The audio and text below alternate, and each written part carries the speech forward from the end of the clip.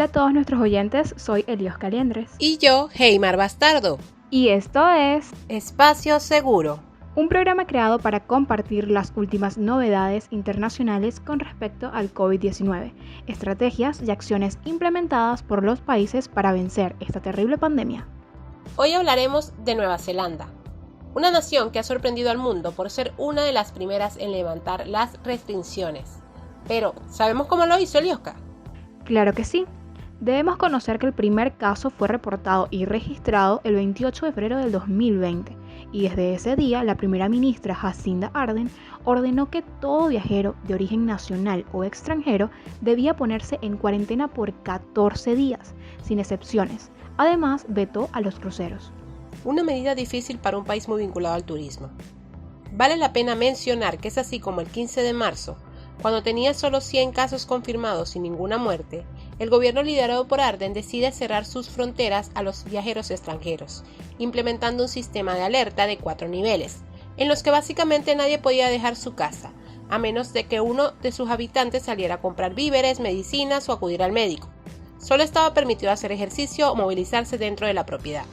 También se dio la cancelación total de actividades no esenciales, lo que implicaba el cierre de escuelas, comercios, exceptuando los de víveres y farmacias, industrias y servicios. Pero ya va, esas no son las medidas que aplicaron todos los países desde un inicio. No, muchos aplicaron estrategias de mitigación, sin someter a su población a cuarentena obligatoria, pero en esta nación las decisiones se tomaron desde una etapa temprana, siguiendo las estrategias de eliminación de la enfermedad. Es decir, que al ser tomadas se evitó una propagación mayor y gracias a la buena comunicación por parte del gobierno pudieron aplanar la curva epidémica. Se preguntarán entonces, ¿curva epidémica? ¿Qué es eso?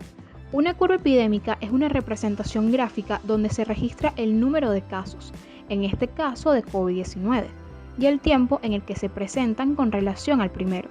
Con esto se puede conocer el periodo en donde los casos de cualquier enfermedad salen de control y la capacidad del gobierno por ejercer control sobre la situación. Si nos remontamos un poco a la cronología de los casos, como ya mencionamos, el primer caso de la enfermedad se notificó el 28 de febrero de 2020. La pandemia alcanzó su punto máximo a principios de abril, con 89 casos registrados por día y 929 casos activos.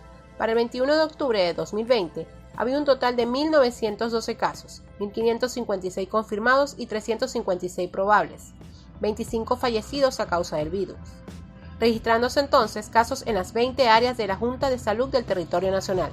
Es decir, según los datos de la página oficial de Reuters.com, la curva o pico se registró el 5 de abril. Desde ese día, los casos fueron en descenso y en la actualidad Nueva Zelanda está reportando un nuevo contagio de media cada día, es decir, 2% del pico.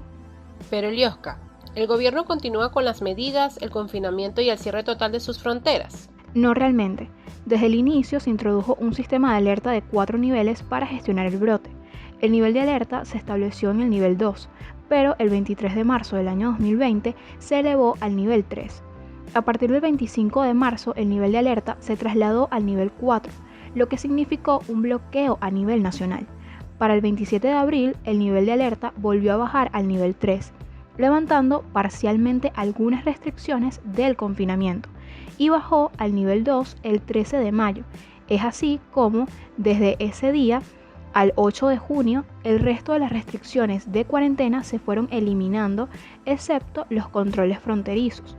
Sin embargo, actualmente se mantiene el distanciamiento físico y los límites al tamaño de las reuniones. Entonces podemos decir que las claves del éxito de Nueva Zelanda fueron un confinamiento rápido y firme, una comunicación efectiva del plan estratégico de prevención y cuidado de la población y una buena política de Estado implementada con la finalidad de realizar más test de detención del SARS-CoV-2.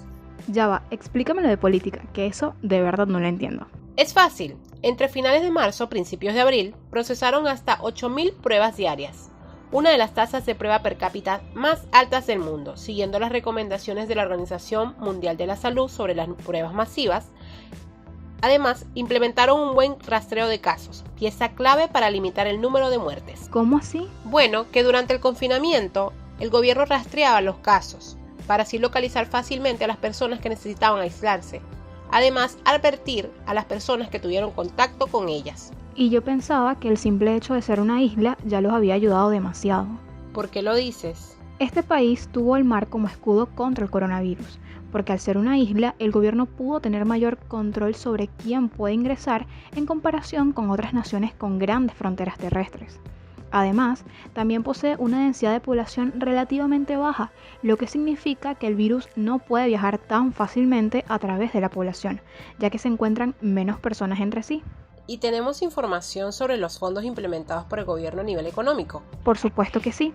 El ministro de Finanzas, Grant Robertson, anunció el 17 de marzo un paquete de 12.100 millones de dólares neozelandeses, 6.548 millones de euros, para mitigar los efectos sociales y económicos.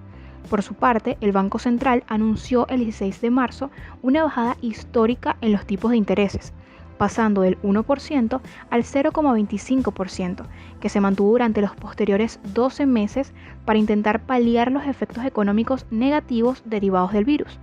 Asimismo, se implementó un programa de compra de deuda pública y se retrasó al menos un año el endurecimiento de los requisitos de capitalización, que había sido aprobada unos meses atrás. Otro punto importante a mencionar es la alianza entre Australia y Nueva Zelanda, puesto que ambos países implementaron una burbuja aérea en la que se permite la circulación de sus ciudadanos gracias a las políticas de no convivencia con el virus implementadas por sus gobiernos. Con las medidas de distanciamiento social, cierre de fronteras y aislamiento de ciudades y provincias o estados, aunando a las campañas de realización y de diagnóstico en la población en riesgo, así como la existencia de sistemas de salud públicos y gratuitos, respondieron a las necesidades asistenciales de la población afectada. Correcto, vencieron el coronavirus antes de comenzar a vacunar a la población y ahora administran la vacuna sin prisa, a la vez que ya hacen vida prácticamente igual a la de antes de la pandemia. Por otra parte, según la Gavi The Vaccine Alliance, en respuesta a una necesidad urgente de dosis en todo el mundo, el gobierno de Nueva Zelanda firmó el pasado 1 de junio un acuerdo donde se compromete a transferir 1.6 millones de dosis asignadas a través de COVAX, que se destinarán a varios países de ingresos bajos y medianos, como lo son Papúa Nueva Guinea, que recibirá 146.400 dosis, Isla Salomón, 28.800 dosis, Timor-Leste, 24.000 dosis, Tonga, 4.800 dosis, Tuvalu, 4.800 dosis, Fiji, 2.400 dosis. En total son 211.200 dosis financiadas únicamente por ellos. Un último dato de la página de inmigración de este país es que con la finalidad de disminuir la propagación, a partir del miércoles 28 de abril se implementaron nuevas medidas y restricciones temporales. Los viajes internacionales podrán realizarlos solo los neozelandeses y sus familiares directos. Es decir, pueden ingresar desde territorios de alto riesgo como son Brasil, India, Pakistán y Papúa Nueva Guinea neozelandeses y familiares directos. Sin embargo, deben cumplir la cuarentena obligatoria de 14 días y realizarse las pruebas correspondientes. Así es. Excelente programa el de hoy. Conocimos mucho sobre realidad, datos y medidas implementadas de la pandemia por Nueva Zelanda. Vale la pena volver a mencionar a nuestras fuentes en la investigación realizada, que fueron la página oficial del gobierno de Nueva Zelanda, Gavi The Vaccine Alliance, Reuters.com, DW.com y la BBC. Hasta la próxima, amigos. Esto fue Espacio Seguro.